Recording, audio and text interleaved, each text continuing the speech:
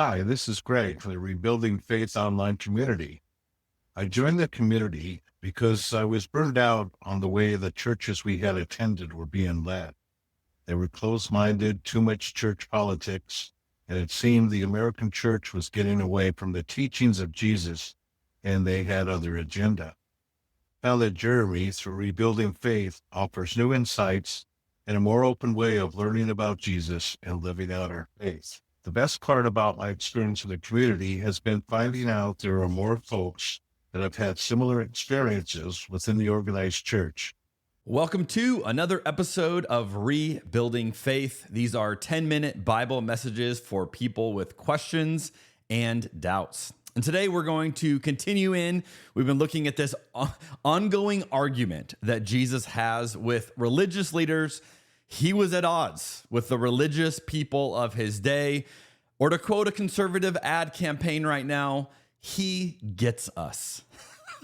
Which is not exactly what they're intending with that ad, but you see that Jesus was fed up as well. Jesus looked around him at what people thought was a normal way of understanding God, and he said, this is bonkers. And we've been looking at it in John chapter 8. So today we're going to pick up in verse 37, and we're going to see where this argument goes.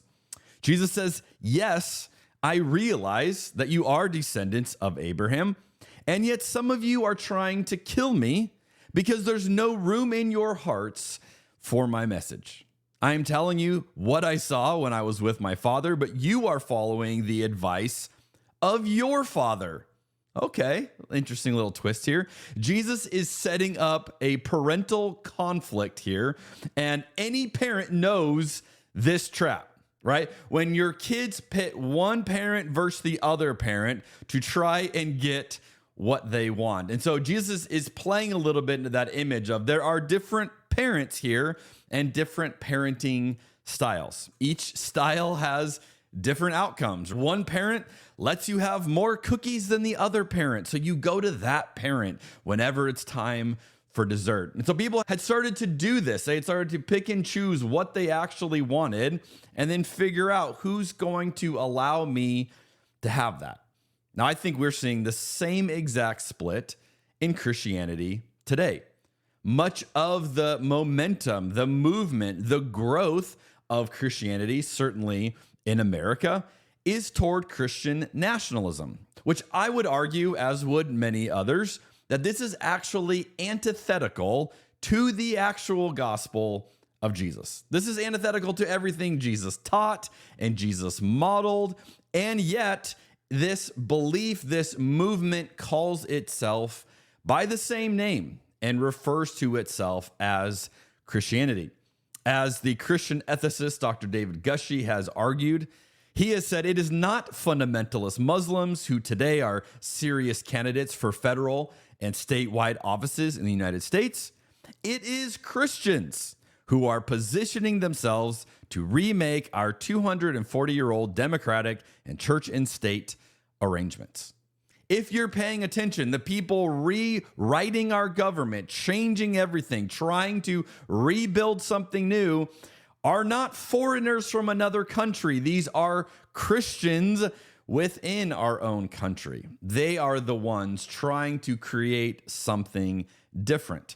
Our Christianity today has very different parents, to use the analogy here that Jesus is using. And so we keep reading in verse 39. Our father is Abraham, they declared. No, Jesus replied, for if you really were the children of Abraham, you would follow his example. Instead, you are trying to kill me because I told you the truth, which I heard from God. Abraham never did such a thing. No, you are imitating your real father. They replied, we aren't illegitimate children. God himself is our true father. Shockingly, they disagree with Jesus's assessment of what they believe, and then they even offer a not so subtle insult back at Jesus, which you may have missed, but let me make sure you don't. They say that they are not illegitimate children. Why are they using that? because Jesus was often considered an illegitimate child. He had a father named Joseph, who it was commonly understood was not his biological father. So you can imagine the jokes that would have been made at Jesus's expense. And here they say, look, we're not the ones who are illegitimate children. And I can just imagine the sneering happening, the chuckling happening when they make this response to Jesus. And Jesus points out that they are literally threatening his life. Like their version of faith has come to equate into a threat, which is helpful for us. We should take note whenever a version of Christianity tells you who is your enemy and then tells you to threaten them, or they threaten them and they put you at odds with someone else. That is not a Christianity that Jesus would be a part of. And finally, we get to verse 42. Jesus told them, if God were your father, you would love me because I have come to you from God. I am not here on my own, but he sent me.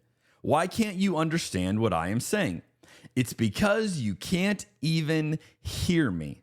For you are children of your father, the devil, and you love to do the evil things that he does. He was a murderer from the beginning. He has always hated the truth because there is no truth in him. When he lies, it is consistent with his character, for he is a liar and the father of lies. So when I tell the truth, you just naturally don't believe me. Which of you can truthfully accuse me of sin? And since I am telling you the truth, why don't you believe me? Anyone who belongs to God listens gladly to the words of God, but you don't listen because you don't belong to God. I feel like Jesus says a line here that could be said every day right now. And the line is verse 43. Why can't you understand what I'm saying? It's because you can't even hear me. Have you had a conversation, my friends, with someone and maybe you felt this? Why can't you understand what I'm saying to you? It's like you can't even hear me. This passage shows us that although our outward expressions of religion can look similar, they can come from radically different places. And I believe that Jesus would indeed call out much of the church today that bears his name in the same way.